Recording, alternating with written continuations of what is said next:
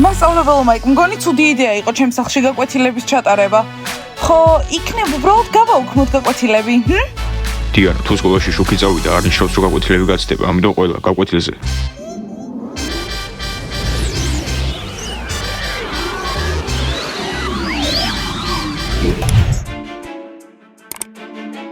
მასწავლებელი მაიკი წავიდა, ესე იგი ფართი დამთავრდა.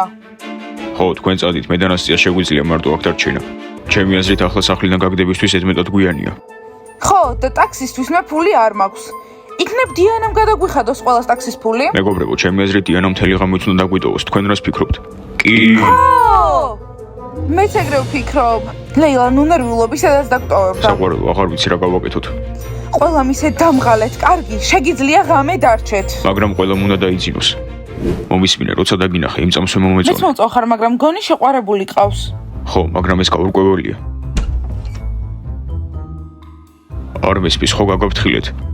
კარგი, სმაილ, არ იყვირო, ახლა ვემივდივარ. დაგირეკავ. კარგი, აის. არა, ის ჩვენი შეთანხმება ხო არ დაგავიწყდა. ვინც წესებს დაარღვევს, ის სახლში წავა. კარგი, რა სმაილ, ამას მეორეჯერ აღარ გავაკეთებ, უბრალოდ გოგო მომეწონა. სმაილ? ვერ გავიგე, აქ რა ხდება? აის? და ახალი გოგო?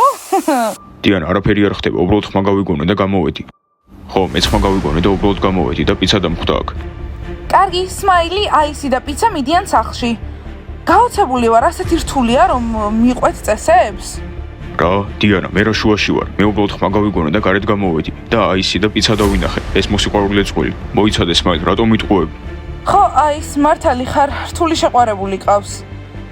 ვხედავ აის, გასაგებია, ანუ ახალი გოგო მოგწონს? წადი აქედან. სმაილ, შენ ხვალ და გელაპარაკებით.